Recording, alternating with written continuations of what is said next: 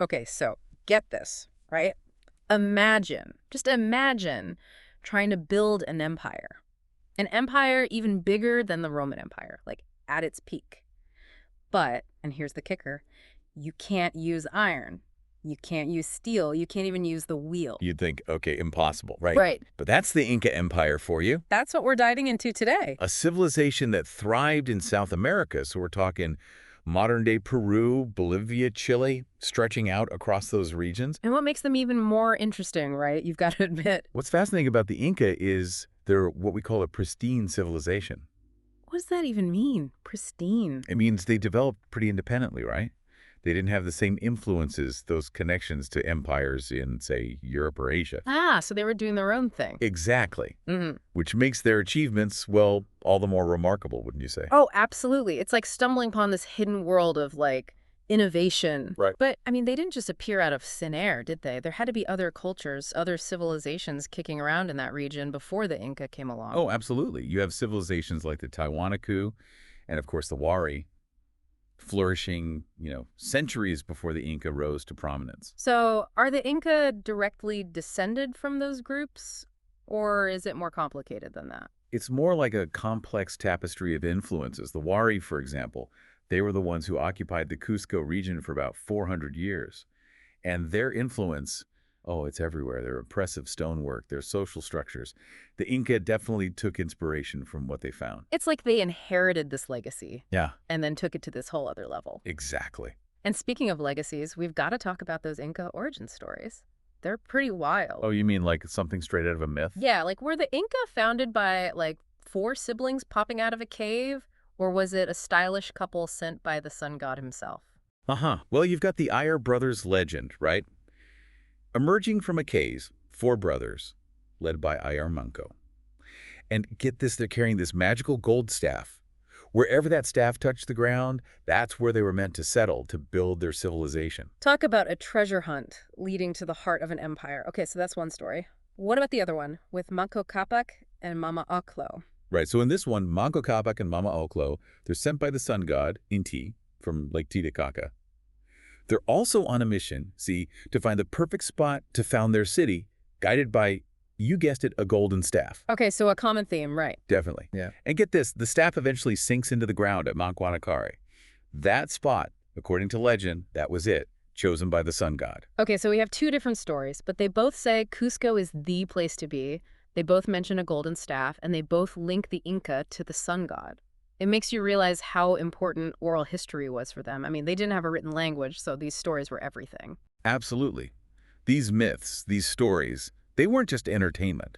They were how they transmitted their history, their values, their beliefs, everything. It makes you wonder how those stories evolved over time, passed down through generations. You're right, it's like a giant game of telephone, but with the fate of an empire at stake. Exactly. But how did they actually go from these almost mythical beginnings to a sprawling empire? I mean, it's one thing to have a good origin story, but how did they actually become so powerful? Well, it wasn't all sunshine and rainbows. The Inca engaged in their fair share of, shall we say, conflict. But they were incredibly strategic, and that's where a ruler named Pachacuti enters the picture. Pachacuti. Didn't his name mean something like Earthshaker? You got it. Pachacuti. That means he who transforms the world. Pretty fitting, wouldn't you say? Yeah, that's not a name you forget easily. So how did he live up to that name? How did he shake things up? Well, Pachacuti, he's the one who kicks off this period of really rapid expansion, starting around 1438. And yeah, his military strategies, they were definitely effective. I bet. But he also understood something crucial: the power of diplomacy. It wasn't just about brute force with Pachacuti. He'd often send envoys, first, to neighboring groups, offering gifts, highlighting the perks of joining the Inca Empire. Ah, the carrot and the stick approach. Exactly. It makes sense, though, right? Who wants to fight a rising empire when you could potentially, prosper within it? But what about the groups who did resist? What happened then? Well, Pachacuti's military was ready for a fight. They were well-equipped, well-trained, the whole deal. But even after conquering a region, the Inca didn't just, impose their will on everyone. They were strategic about it. Strategic in what way? They understood that a stable empire, a lasting empire, it relied on more than just military might. They needed to integrate these conquered peoples into their society, make them part of the fabric. So how did they do that? I mean, that sounds incredibly difficult. Like, how do you win over a population you just conquered? Well, they had a few clever tricks up their sleeves. One tactic they used was bringing the children of conquered rulers to Cusco, the Inca capital. Interesting. So kind of like a hostage situation, but with education. Not exactly hostages, more Yeah. like cultural ambassadors in training. These kids, they would receive this top-notch Inca education, learning the language, the customs, the whole 9 yards. Then they'd return to their homelands to rule. Wow. So they were raised to be sympathetic to the Inca. Exactly. They'd rule with an understanding of Inca culture, Inca systems, but they also had those ties to their own people's traditions. That's actually brilliant. It creates a ruling class with ties to both sides. Exactly. And it didn't stop there. They encouraged intermarriage between Inca elites and the conquered elites, further cementing those bonds. Wow, that's some next level political maneuvering. Right. This strategic approach to expansion, coupled with that military power we talked about, well, that's how the Inca rose to power. So Pachacuti, he really sets the stage for this massive expansion, but the empire, it kept growing after him. Oh, absolutely. It didn't just stop with Pachacuti. Like they didn't just decide, okay, this is big enough, let's just chill. Not at all. His son, Topa Inca Yupanqui, he picks up where his dad left off, keeps pushing those borders, conquering more territory. He went north into present-day Ecuador, even parts of Colombia. Wow, so the empire just kept expanding. And then Topa Inca's son, Huayna Capac, he gets in on the action too. No. Adds even more territory in Ecuador.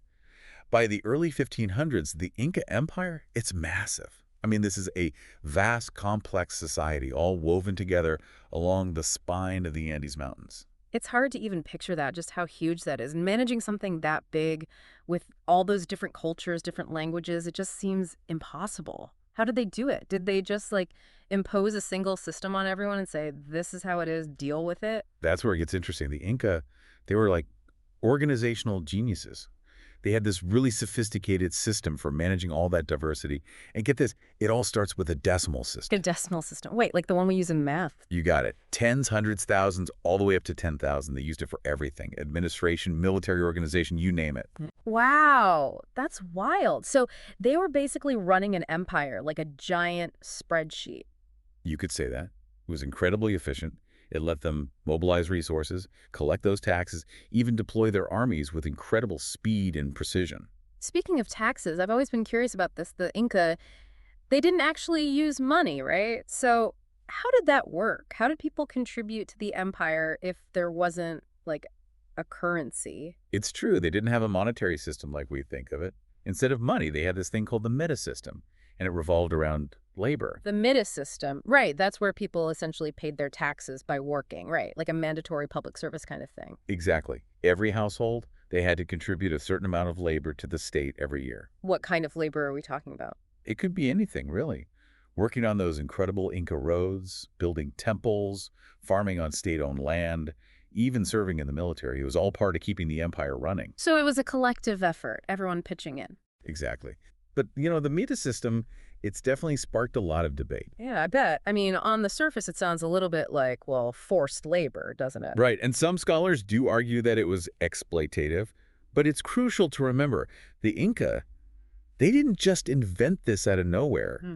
This system, it was deeply rooted in traditional Andean practices of communal labor, this idea of reciprocity, of give and take. So it was more nuanced than just saying you have to work for the state now. Much more nuanced. Remember the Ailu, those traditional kinship groups?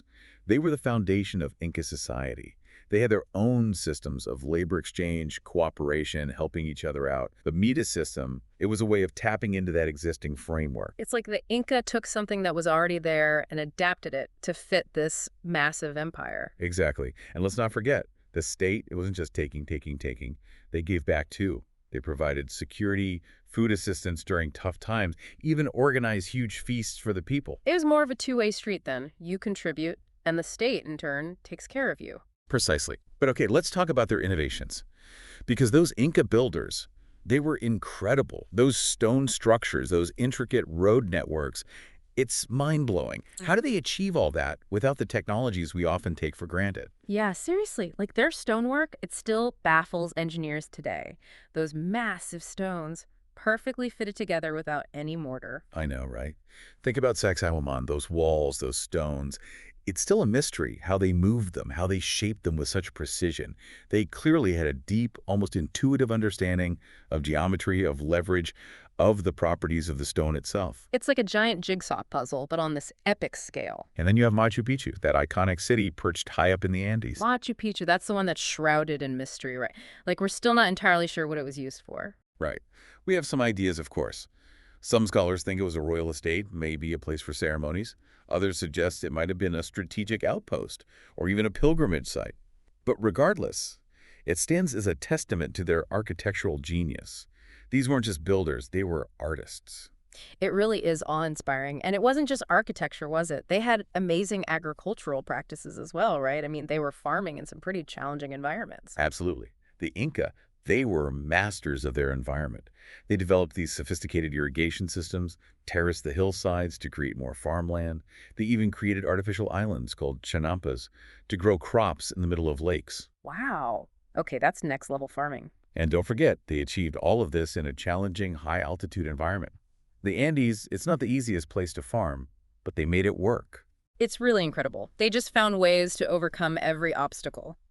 But speaking of obstacles, one thing I've always been curious about is their lack of a written language. It's hard to imagine a civilization so advanced without something so fundamental. So how did they do it? How did they keep records, tell their stories, or even just communicate complex ideas without a writing system? That's where the quipu comes in, one of the most fascinating and mysterious parts of Inca civilization. The quipu, right. Those were what, knotted cords? Like they were basically tying knots to keep track of information. Essentially, yes. They're these colorful cords made from alpaca or llama wool, and they tie knots in them in different ways, different colors, different placements. Traditionally, we've thought of them as mainly for numerical record keeping. Think census data, taxes, goods in storehouses, like their version of a spreadsheet, kind of. Right, like a really, really complicated knot-based spreadsheet. Exactly. But there's growing evidence that suggests they might have been capable of encoding more than just numbers. That's what I've heard. That they weren't just accounting tools, but maybe they recorded historical events, stories, maybe even poems. It's a possibility. And if true, it would be revolutionary. Imagine all those quipus sitting in museums, potentially holding the keys to unlocking lost Inca history, their literature. That would be incredible. It's like a code waiting to be cracked. Exactly. Yeah. We haven't quite figured out how to read them in that way, if that's even possible. But research is ongoing. And it just goes to show, even without a traditional writing system, the Inca found ingenious ways to record and transmit information. It's just, I don't know, kind of mind-boggling, to think about. You have the civilization, the Inca, so advanced, so sophisticated, and then poof, they're gone. What happened? Was it just the Spanish conquistadors? Did they just roll in with their fancy weapons and that was it? It's rarely ever that simple. The Spanish rival, that was huge GE, obviously. But the Inca, they weren't just this perfect unified empire. They had their own internal issues, too. You're talking about that whole war of succession between Huascar and Atahualpa? Exactly. Two brothers, both wanting to be king. Their father, Huayna Capac, he dies, and boom, civil war. Talk about bad timing. I mean, right when the Spanish show up. Right. Talk about adding fuel to the fire. Yeah.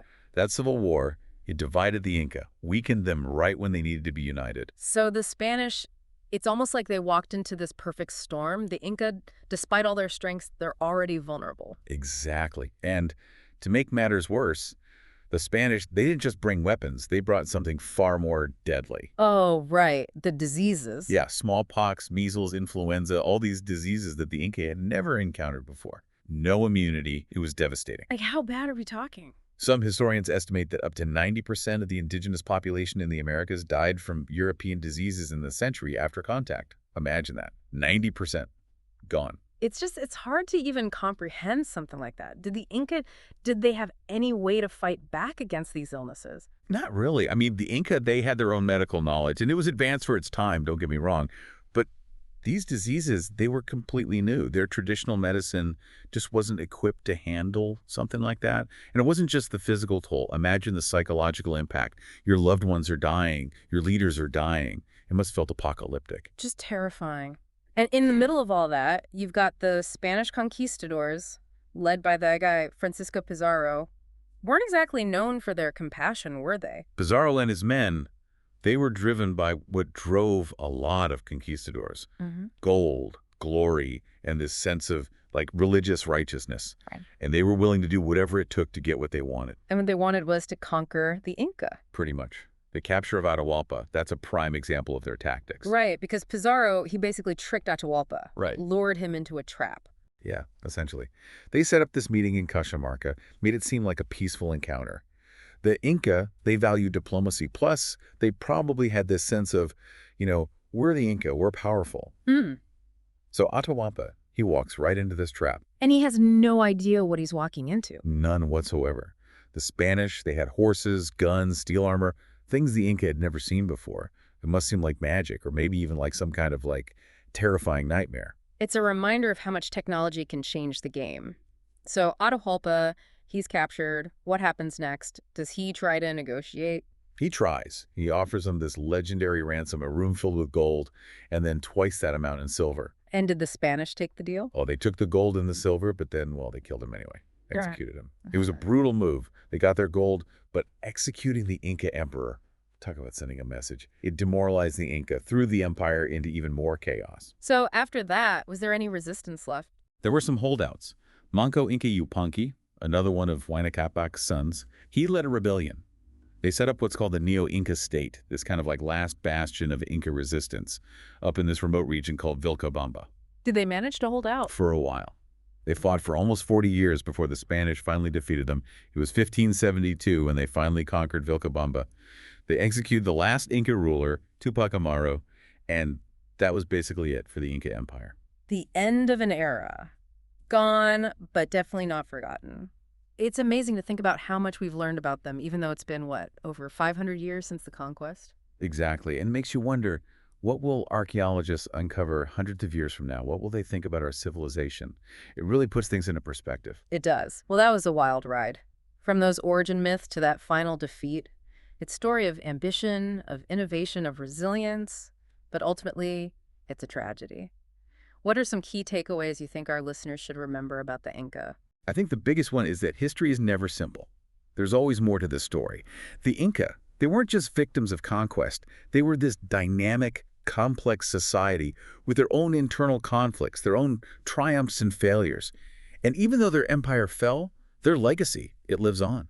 Absolutely, in their descendants, in their ruins, and the stories we tell about them. Exactly. So keep exploring, keep learning, and most importantly, never stop asking questions, because the more we learn about the past, the more we learn about ourselves. Well said. That's all the time we have for today, but don't worry, we'll be back soon with another deep dive into history's most fascinating civilizations. Until then, happy learning, everyone.